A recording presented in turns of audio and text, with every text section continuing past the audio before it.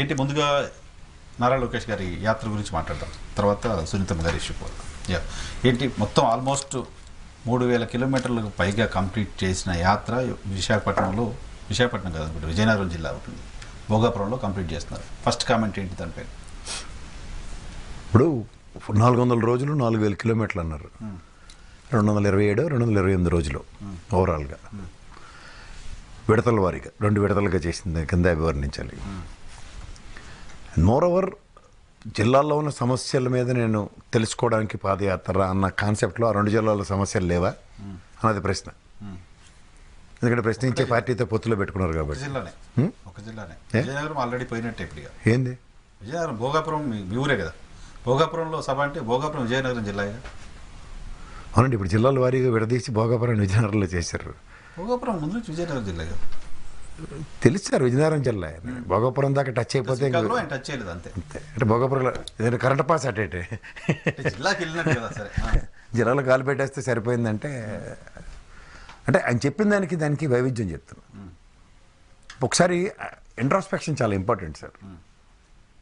నేను గత పాదయాత్రల గురించి ఆల్రెడీ విశ్లేషించాను. ఇప్పుడు మనకి రీసెంట్గా కంపారిజన్ ఇప్పుడున్న దాంట్లో ఒక ప్రభుత్వ స్థాపనలకి పాదయాత్రలు అనుకుంటే జగన్మోహన్ రెడ్డి గారు వర్సెస్ లోకేష్ గారి పాదయాత్ర చెప్దాం. అంటే జగన్మోహన్ రెడ్డి గారు అధ్యక్షుడి స్థానంలో చేశారు, ఈయన సెక్రటరీ స్థానంలో చేశారు. ఈ కంపారిజన్ నాకు అనవసరం.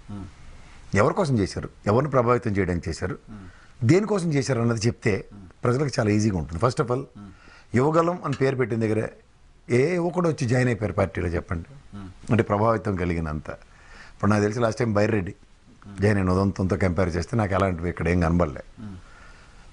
రెండోది, జగన్మోహన్ రెడ్డి గారి పాదయాత్రలో గత ప్రభుత్వంలో వాళ్ళు మేనిఫెస్టో ఇది ఇచ్చారు, నియోజకవర్గాల వరకు ఇది ఏం చేయలేదు అన్నది ప్రతి నియోజకవర్గంలో టచ్ చేసి వాస్తవాన్ని ప్రజలకు పరిచయం చేసి ఇది సమస్య, ఈ సమస్యకి సొల్యూషన్ అన్న ప్రాస్పెక్ట్లో వెళ్ళింది. బట్ వేరాజ్ లోకేష్ కుప్పం నుంచి మొదలెట్టాడు.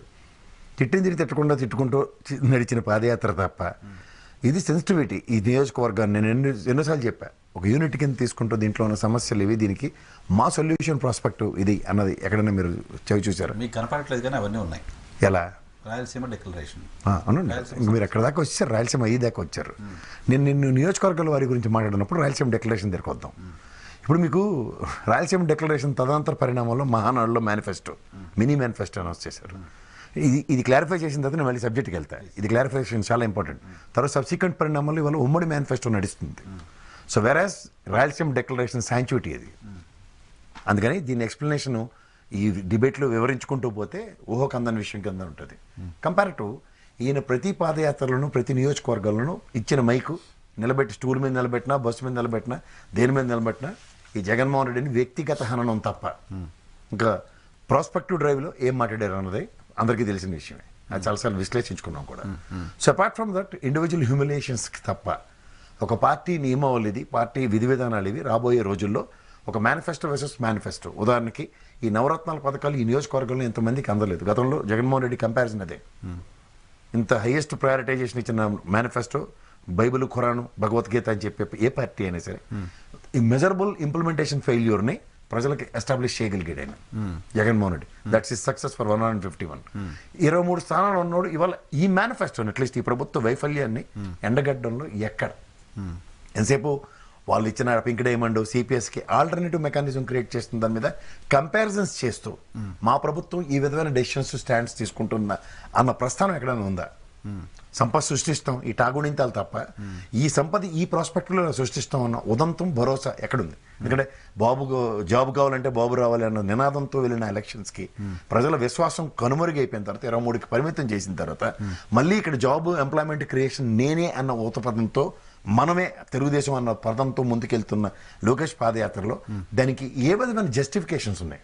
అండ్ మోర్ ఓవర్ ఇవాళ ద ప్రాస్పరిటీ ఆఫ్ స్టేట్ అన్న దగ్గర ఇవాళ మళ్ళీ స్టేట్ని కూడా నిర్వీర్యం చేయడానికి మాట్లాడుతున్న మాటల కిందే పరిమితం చేస్తుంటే ఈ 10 సంవత్సరాల ఈ విభజన హామీలు కానీ లేదంటే నెక్స్ట్ ప్రత్యేక హోదా విషయంలో వేల టెన్యూర్లోనే దాని మీద అన్ని రకాల యూటర్న్లు తీసుకుని పోలవరాన్ని సూపర్విజన్ అనేది భుజం కేసుకుని కూడా దాని మీద అన్ని అపవాదులు తీసుకున్న తర్వాత కూడా వీళ్ళ ప్రత్యక్ష కార్యాచరణ ఏది?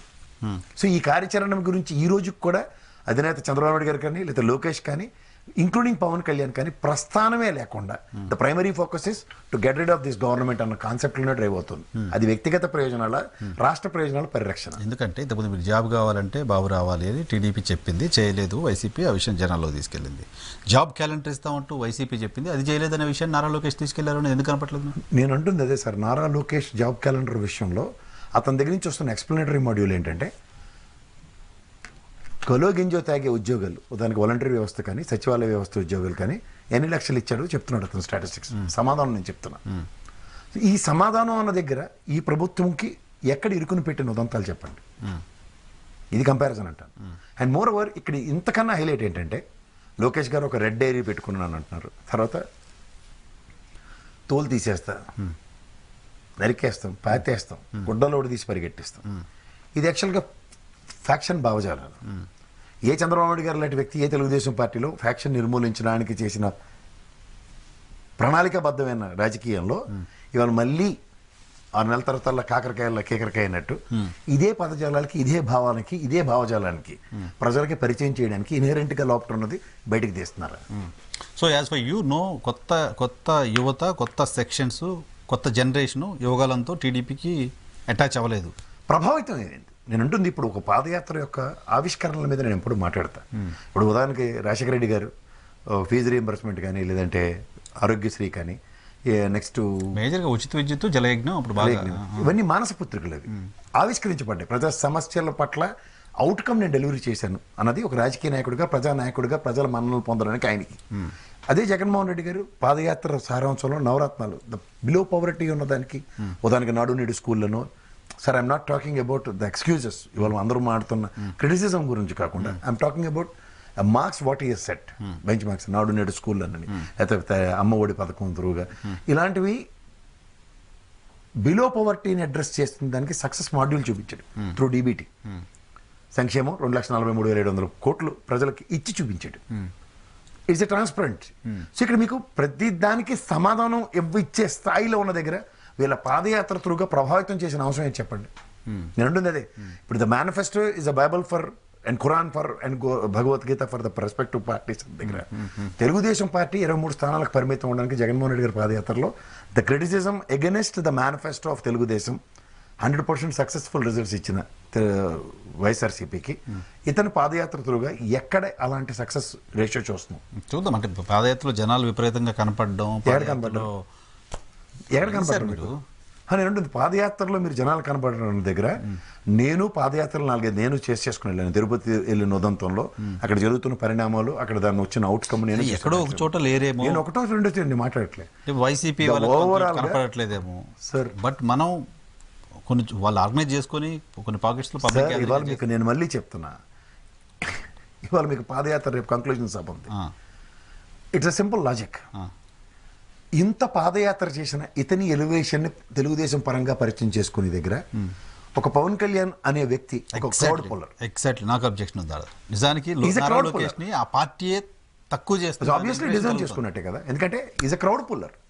పవన్ కళ్యాణ్ గారికి ఇర్రెస్పెక్ట్ ఆఫ్ ఎనీ సర్కమ్స్టాన్సెస్ ఆయనకి జనాదరణ ఉండి జనాలు స్వచ్ఛందంగా తరలొచ్చే ఉదంతంలో ఈ లోకేష్ గారికి ఈ కంపారిజన్ అందుకే చేస్తున్నాను.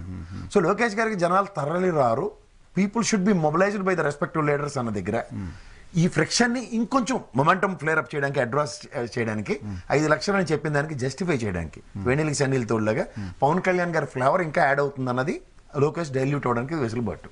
మూడోది ద సక్సెస్ స్టోరీ ఆఫ్ ఇదేంది ఆ పిరమిడ్లో వేసి స్టోన్లు కట్టుకుని ఇది 3,000 కిలోమీటర్లు 1,000 కిలోమీటర్లు అని మాట్లాడడమే తప్ప what sort of bench marks they have created అన్నది చాలా ఇంపార్టెంట్. ఎందుకంటే ఒక నియోజకవర్గ ప్రభంజనం అన్నది చాలా ఇంపార్టెంట్.